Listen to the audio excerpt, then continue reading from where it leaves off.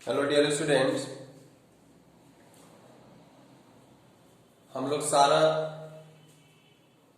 Equation solve करने का चारों तरीका graph method, substitution, elimination, cross multiplication चारों पढ़ लिए। कंडीशनल प्रॉब्लम नो सॉल्यूशन के लिए क्या कंडीशन था, इनफाइनाइट मेनी सॉल्यूशन के लिए क्या कंडीशन था और यूनिक सॉल्यूशन के लिए क्या कंडीशन था, उस पे हम k का वैल्यू भी निकालना सीख गए। अब हमको इसमें वर्ड प्रॉब्लम है, मेनली इसमें वर्ड प्रॉब्लम है। तो वर्ड प्रॉब्लम बनाने से पहले ये टॉपिक आता है equations reducible to a pair of linear equation. एक क्वेश्चन हम पहले कराए भी थे, रिड्यूसिबल क्वेश्चन आप तीसरा लेक्चर में देखोगे, तीसरा या चौथा लेक्चर में, तो आपको ये रिड्यूसिबल वाला फॉर्म मिलेगा। तो क्यों इसका जरूरत पड़ा, क्योंकि आगे जब हम वर्ड प्रॉब्लम करेंगे तो वो इक्वेशन इसी इक्वेशन के फॉर्म में कहीं कहीं आएगा। जैसे रिवर एंड बोट का प्रॉब्लम होगा तो upstream down stream river boat के रिवर के फ्लो में जाते हैं, रिवर के अपोजिट फ्लो में आते हैं, तब तो उस कंडीशन में इस तरह का हमारा वहां पे इक्वेशन आएगा, तो उसको सॉल्व करने आना चाहिए। नहीं तो अगर हमको वर्ड प्रॉब्लम से इक्वेशन बना भी लें और वो इक्वेशन सॉल्व नहीं हो तो कोई फायदा नहीं।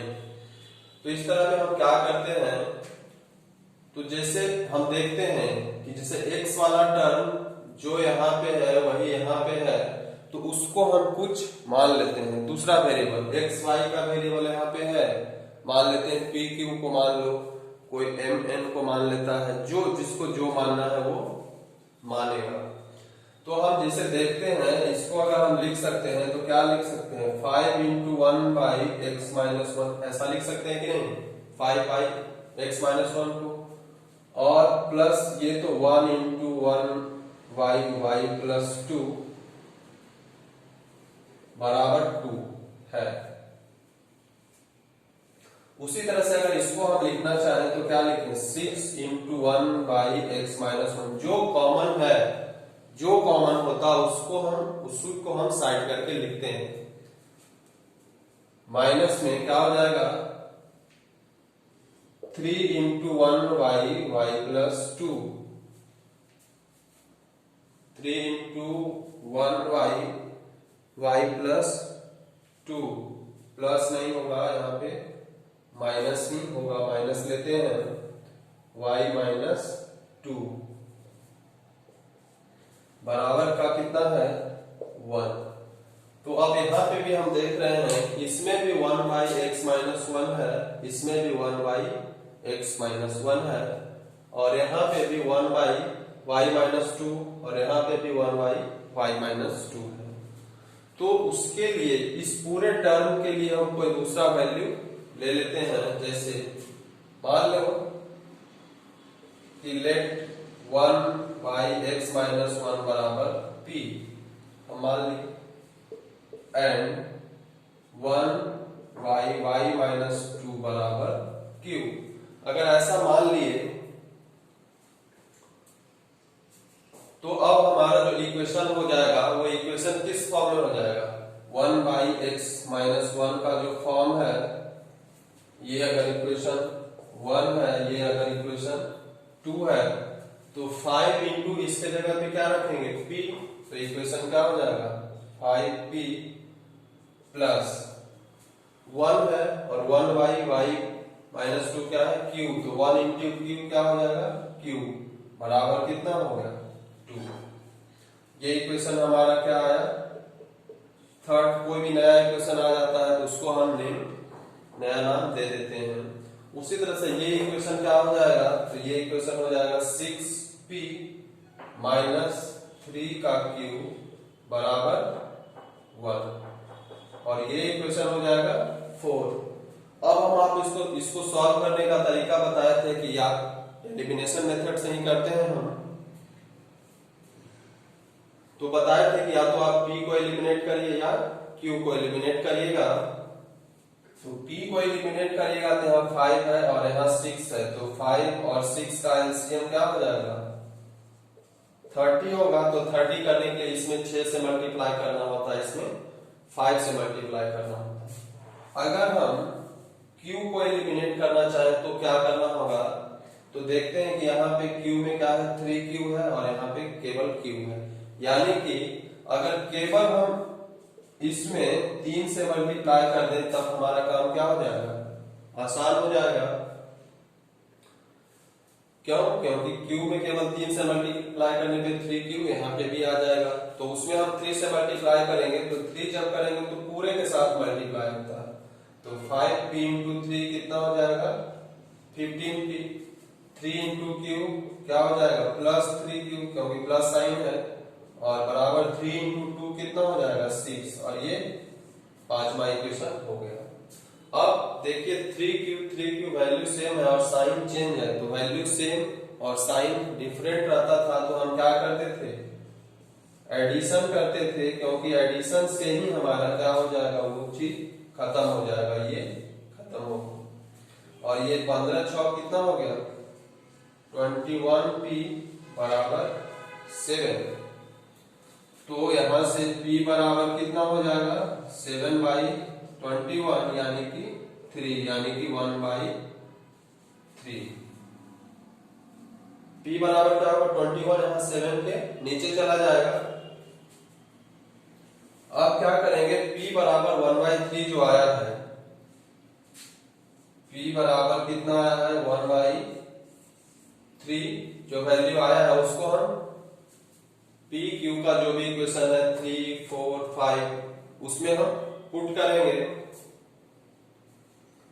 तो हमारा q आएगा। तो मान लेते हैं कि हम थर्ड इक्वेशन में पुट करते हैं, तो यहाँ पे आप लिखोगे कि पुटिंग p बराबर 1/3 in equation third, fourth fifth किसी में कर सकते हो, हम थर्ड में किए हैं। तो थर्ड में क्या है, 5 p के जगह पे क्या रखना है, 1/3 प्लस q बराबर का क्या है, 2। अब 5 इंटू 1/3 क्या होगा, 5/3। q को हम इधर ही रहने देते हैं, 2 उधर चला जाएगा तो ये क्या हो जाएगा, माइनस हो जाएगा। 3 एलसीएम लोगे, 3 इंटू 2 6 माइनस 5, तो क्या हो जाएगा, 1/3। तो यहाँ q का भी वैल्यू 1/3 आ गया है और p का वैल्यू तो पहले से ही 1/3 आया हुआ है, लेकिन हमको तो p और q निकालना नहीं है। हमको क्या निकालना है, हमको जो इक्वेशन दिया हुआ था उसमें p q नहीं था, उसमें क्या है, x और y है, तो हमको वही वैल्यू निकालना होगा। तो अब जो हम यहाँ p और q निकाले हैं वो जिसके बदले माने थे उसके पास हम क्या करेंगे, पुट करेंगे। उसके पास क्या करेंगे, हम अब पुट करेंगे। तो देखिए जब हम पुट करते हैं, इसको हम मिटा देते हैं,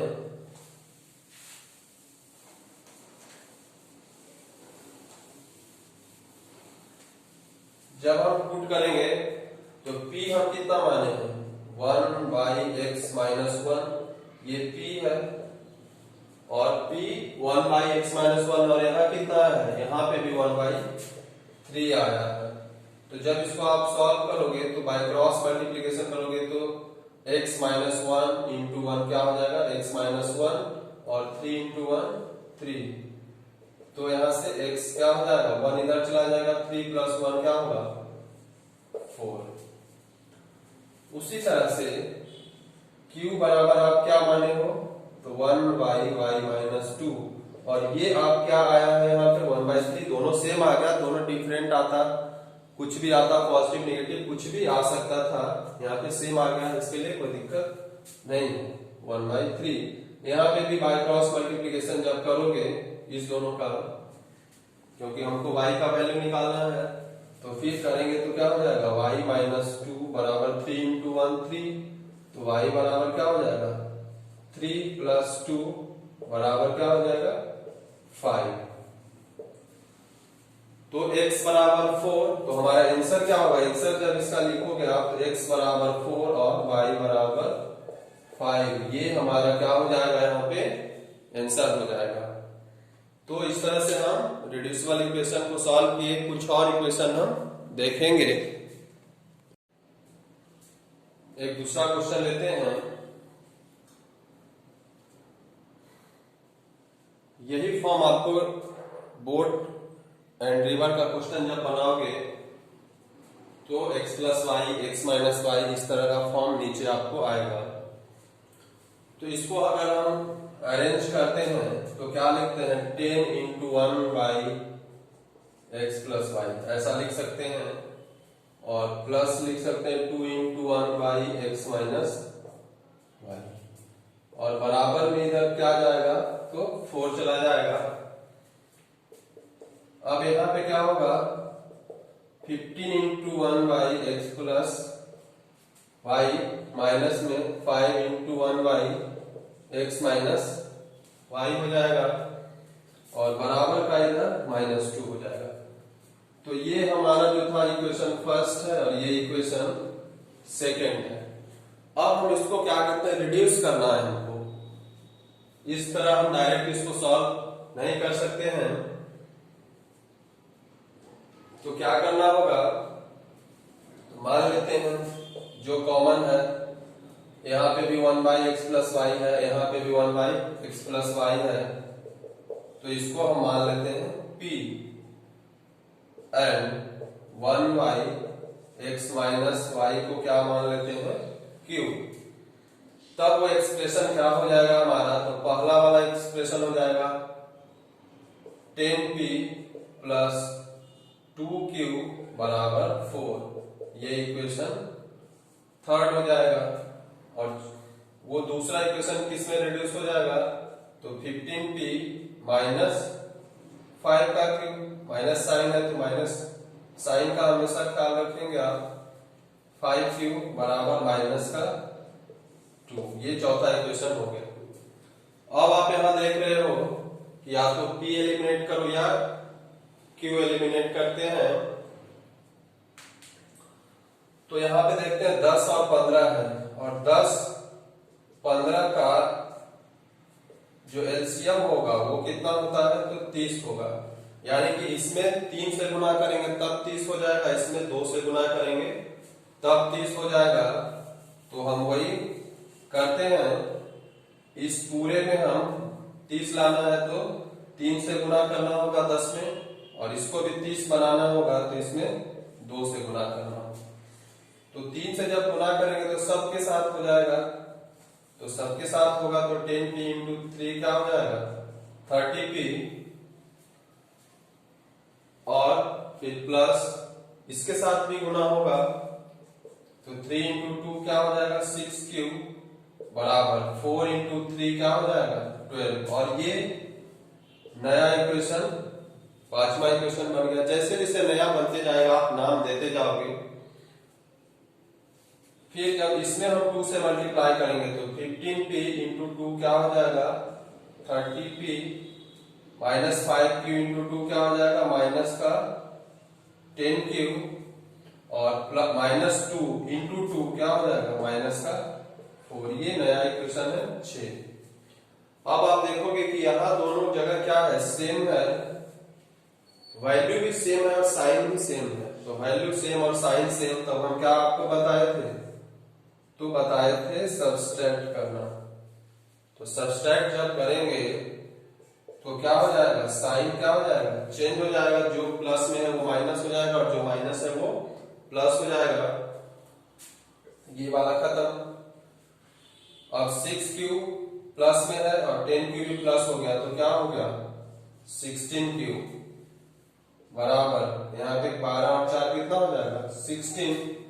तो Q बराबर क्या हो जाएगा, 16 बाई 16 यानी कि 1, यानी कि Q कितना हो जाएगा, 1। अब Q का वैल्यू किसी इक्वेशन में आप रख दो, 3 में रखो, 4 में रखो, 5 में रखो, 6 में रखो, क्योंकि P Q से रिलेटेड तो वही 4 इक्वेशन है। तो हम थर्ड में मान ले रखते हैं, पुटिंग Q बराबर 1 इन इक्वेशन थर्ड। जो आप करोगे वो चीज यहाँ पे लिखना होगा। बहुत ज्यादा लैंग्वेज की आवश्यकता नहीं है। ये सब सारा क्वेश्चन आपको प्रीवियस ईयर कभी न कभी आया हुआ होगा क्वेश्चन, जो हम आपको करवाए हैं या करवा रहे हैं। तो जब हम इसमें पुट करेंगे थर्ड में, तो 10p तो ऐसे ही रहेगा क्योंकि p तो दिया हुआ नहीं है, प्लस 2q प्लस 2, और q के जगह पे क्या हुआ, जो 2 into 1 तो 2 ही रह जाएगा, बराबर क्या हो जाएगा 4। यही होगा। अब यहाँ पे क्या होगा 10p, ये 2 into 1 2 हो गया, तो अब ये 2 उधर जाएगा तो 4 minus 2 यानी कि 2, तो p बराबर क्या हो जाएगा 2/10 यानी कि 1/5। तो यहां से हम देख रहे हैं कि p कितना आया है 1/5 और q कितना आया है 1। p कितना आया है 1/5 और q कितना आया है, तो q आया है आपको 1 आया है। तो अब आगे हम क्या करेंगे इसमें,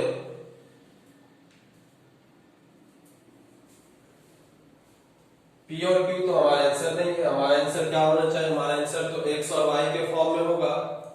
तो हम जिसको P माने थे उसको हम फिर उससे इक्वेट करेंगे, और जिसको Q माने थे उसको हम फिर Q के साथ इक्वेट करेंगे। तो हम करते हैं।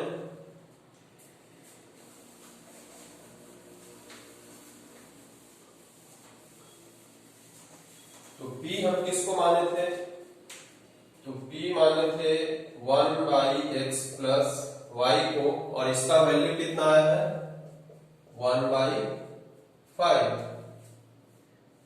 इसका वैल्यू कितना है 1/5, यानी कि अगर इसको हम सॉल्व करें बाय क्रॉस मल्टीप्लिकेशन, तो x प्लस y बराबर कितना आ जाएगा 5 आ जाएगा। 6 इक्वेशन हो चुका है, ये क्या हो जाएगा 7वां इक्वेशन हो जाएगा। उसी तरह से q बराबर क्या था 1/x माइनस y, ये हम आने थे, लेकिन q का वैल्यू हम कितना निकाले 1 मतलब 1/1 भी ऐसा लिख सकते हैं, या केवल 1 भी लिखो। तब जब हम बाय क्रॉस मल्टीप्लिकेशन करेंगे तो x minus Y into 1 x minus Y, और 1 इंटू 1 बराबर कितना हो जाएगा 1। ये हमारा 8वां इक्वेशन हो जाएगा। अब जब हम इस दोनों इक्वेशन को सॉल्व करेंगे तब हमारा x और y का वैल्यू आ जाएगा।